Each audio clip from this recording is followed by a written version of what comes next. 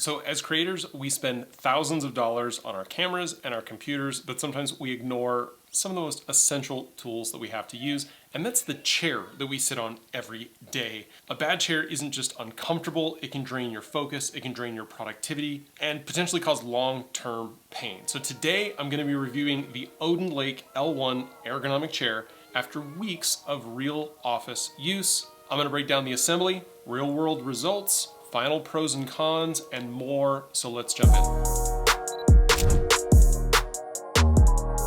First off, a disclosure, OdinLake did send me this chair, although as you'll learn, I was in the market to actually purchase one, and it actually just happens that they reached out for me to take a look at their L1 518 upgrade. I am going to give you a neutral review on this product, the pros and the cons. They did not pay me for this review, and they will not be getting final approval before it goes live on my channel. But let's start where it matters, my actual studio here. Any chair can look good in a photo, but how does it look and feel in a real creator workspace? So this is my main editing and shooting setup. I have a dual monitor workstation with my laptop and my big screen. I have lighting all over the place, and I easily clock 40 plus hours a week sitting at this desk between editing, scripting, emails, Zoom calls, running my business. And my old chair was a pretty basic, no-name, kind of zero adjustment plastic arms. It actually had it was designed for bigger guys because I'm a bigger guy. But after not too long, it started feeling really flat, and between you and me, my butt started to hurt. I'd stand up and have a sore back, or in some cases, stiff shoulders. And honestly, it was making it tough to continue working long shifts. And over the last couple of months, it's actually started to affect my sleep. And that's what prompted me to start looking at other chairs. I just hadn't really pulled the trigger yet. So for anyone who sits as much as I do, especially creators who are burning long nights for long stretches, your chair is one of the most important pieces of gear. And if you're creating content for a living, an uncomfortable workspace slows you down. But I'm curious to hear how your setup compares, how your chair is doing. I'm actually super curious to hear about your experience. Real quick, I want to jump into this chair review to let you know that this video is sponsored by me. And unless I say otherwise, every video on this channel is backed by my photography business. Now, YouTube ad revenue is nice, but it doesn't really keep the lights on. And I'm a working professional photographer, and this is how I make my living. I specialize in portraits, family sessions, and photo and video for local businesses. So if you're in Las Vegas, Los Angeles, Riverside, Orange County, or San Diego, and you need professional content that actually makes you look good, I am available. You can find all of my booking links and info down below in the description. Now let's get back to talking about this chair. So first impressions can tell you a lot about how something is going to be built and the quality and the ease of setup, right? You get that initial feeling when you pull something out of the box and you're like, oh, this is gonna be bad. Or, oh, this should be pretty easy. Design-wise, as I took this out of the box, I could tell that it was a step above your generic office chair. We're gonna build the chair. We got all the smaller parts, tools. We got the headrest, 2 armrests, main seat back. Here's the seat itself. White gloves. I am actually going to install some custom wheels. Honestly, they're just better for my floors. So these are the legs that go in. Here's the bottom of the seat portion. This is gonna go right on top of our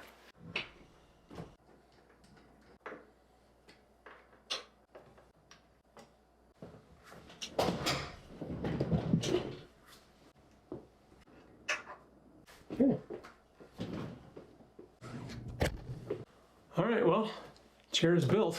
It doesn't have a plastic base, it's made out of metal. The backrest and the seat have a breathable mesh, which is nice, it's flexible. The headrest is adjustable. It's got adjustable armrests, solid lumbar support, and tilt tension. All the features are relatively easy to adjust, and the style is pretty neutral and minimal. It's not too flashy. They sent me the black model, and honestly, it didn't look out of place in my studio, and it fits in rather nicely in most home or office spaces. So ergonomically, the lumbar support was probably the first thing that I noticed. I noticed it before I even put the chair together. You can tell this lumbar thing, it sticks out pretty far, and I thought immediately, ooh, that looks like it's gonna be uncomfortable. I felt like it was just gonna be jamming me in the back all the time because I've not had a lot of chairs with lumbar support, but when I have, it's not been comfortable. I felt like I'm being forced to kind of sit like this. And this chair doesn't really do that. it actually adjusts really well. So you can feel it holding your lower back. And then when you add in the recline, it actually sits rather nicely, right? As I sit, there's no like weird clicky noises, like it feels pretty comfortable. So the unboxing and first setup was solid, easy to do. The materials seem pretty decent. And you can tell that they're pouring in most of their effort into it being simple, but still pretty functional. And I would say that the process of putting it together was better than most mid-range chairs that I've put together, especially some of the more mass market ones that you can get on some of those chair websites out there. Specs and my out-of-the-box impressions are one thing, but does it actually hold up through a marathon editing session? Here's what my experience has been over the last few weeks. So in most cases, I will sit at this desk for at least 3 or 4 hours at a time over a 5 to 10 hour stretch. And normally I'm actually doing 3 to 4 hour blocks at a time. And sometimes I'll actually have to work lots of hours in a row late into the evening, especially when I've got a deadline up or I'm trying to get a lot of client galleries sent out. And that's where I think actually the lumbar support is a big upgrade, at least for me, because I've not noticed a significant amount of back fatigue. I've not started to get really tired. And the mesh in general has helped, honestly, with my butt. My hips don't hurt, right? I'm an old guy, I'm over 40. You gotta start worrying about your hips. But the other thing where the mesh really helps, and this is a me thing maybe, I don't like being hot. I live in Las Vegas, and as much as I can crank the AC all I want, there are parts of my house that have a tendency to get warm. And when I'm running lights and I've got computers and screens, this room can be a few degrees warmer than the rest of the house. I run a fan, but that isn't something that I can do when I'm recording because it adds additional noise. So sometimes it just gets hot in here. And the mesh is really nice because I don't stand up and feel stuck to my clothes. I'm also not worried about necessarily like spilling on it every once in a while, right? Because I've got a drink sometimes at the desk, and honestly, that has happened. But when we're on the subject of materials and the mesh, I will say that the armrests here, they are not a hard plastic. They're definitely a squishy material, but they're a little hard for my preference. But honestly, I don't really use armrests much. So maybe that's just me. Often my arms are up desk. So as someone who finds himself easily distracted, the fact that I was able to stay focused and in the zone and continue working tells me that that works. And it's not marketing speak. Like, it improves my posture, I have less discomfort, and I've seen an improvement in my productivity over the last few weeks. Okay, so day-to-day comfort matters more than specs. So if your chair isn't a supportive part of your workflow, then some of the best gear that you have won't really matter because you're burning all your energy being uncomfortable. So here's a question. Is a chair upgrade better than, say, like a new lens or a faster SSD? Straight talk, if you're editing, shooting, or doing any desk work for 30 hours or more a week, support and comfort and ergonomics and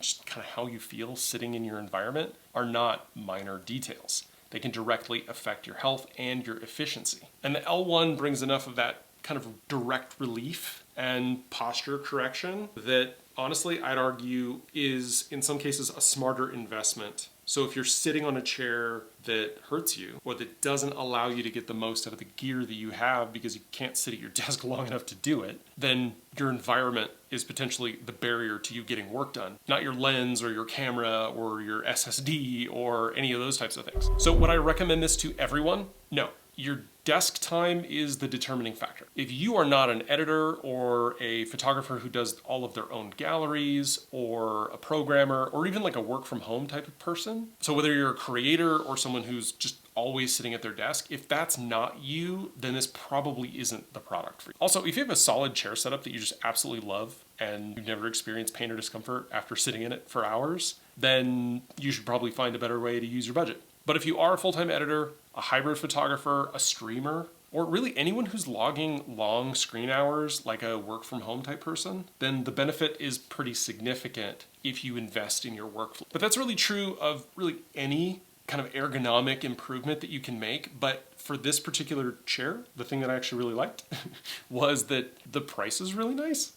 So pricing is definitely above what you traditionally find in like a basic office chair, right? It's not 60 or 70 bucks. Although if you sit in a $60 or $70 office chair for 8 hours, like good luck. But it's definitely not as expensive as some of those kind of designer brand, super high-end ergo chairs that you find in offices of businesses that have very high margins. I've worked in those types of offices, and I've had those chairs, and I've had bosses that had those chairs, and I'll tell you that the feel of this is very similar. The construction is very similar. The materials are very similar. Maybe just a notch below, but that's okay because the price is considerably lower. And if you've been a fan of the channel for any period of time, you know that that's the sweet spot that I like. I don't love the best because I don't want to pay the most, but I don't want the worst because honestly, sometimes cheap isn't good. This is not cheap, but the value is definitely there. So if you're planning a studio upgrade, don't overlook the gear that helps you keep working. But let's wrap up with the bottom line. Who should actually invest in the OdinLake L1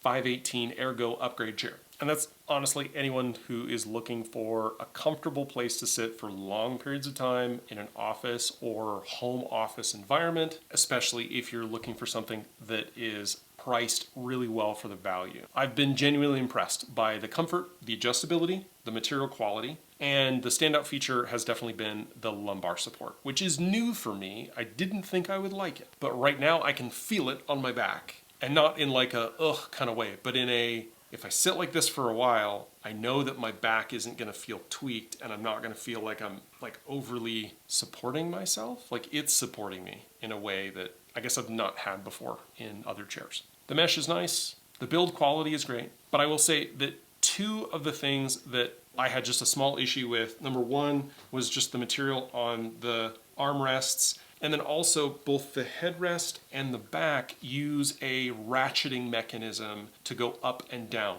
So they're fully adjustable, right? You can just kind of reach back and you can just adjust it. But to do that, you actually have to take it all the way down and then you have to ratchet it up. You hear those ratchet clicks?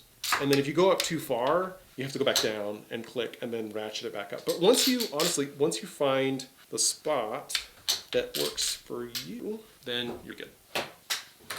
Then you're pretty good. So would I buy it again and use my own money? Yes, this is probably the chair I would have gotten. Now I've got a link down below to purchase the chair if you want to. There is a discount code associated with that. That is an affiliate link, just so you're aware. And so that does go to support the channel. Now, if you want to support what I'm doing here, consider becoming a channel member. You'll get access to exclusive resources like LUTs and presets, highlighted comments, members-only live videos, and early access to new uploads. If you're looking to book a photo or video session, all details are down in the description as I work in Las Vegas, LA, Riverside, Orange County, and San Diego. Down there, you'll also find all of my gear lists, including my 2025 Content Creators Essentials list for anyone who's looking to get started. Those are affiliate links as well, so picking anything up helps go to support the channel. And as always, don't forget that I'm rebuilding my Instagram after losing my original account. There is a giveaway going on to help me get the word out, so just follow me on Instagram, subscribe here, drop a comment that you followed me, and to sweeten the pot, share and like as much as you can over there, and you will be entered to win free gear. But as always, the easiest way to support the channel, just hit like and subscribe. That's free, and it really helps. So thanks for watching, and I'll see you in the next one. Bye.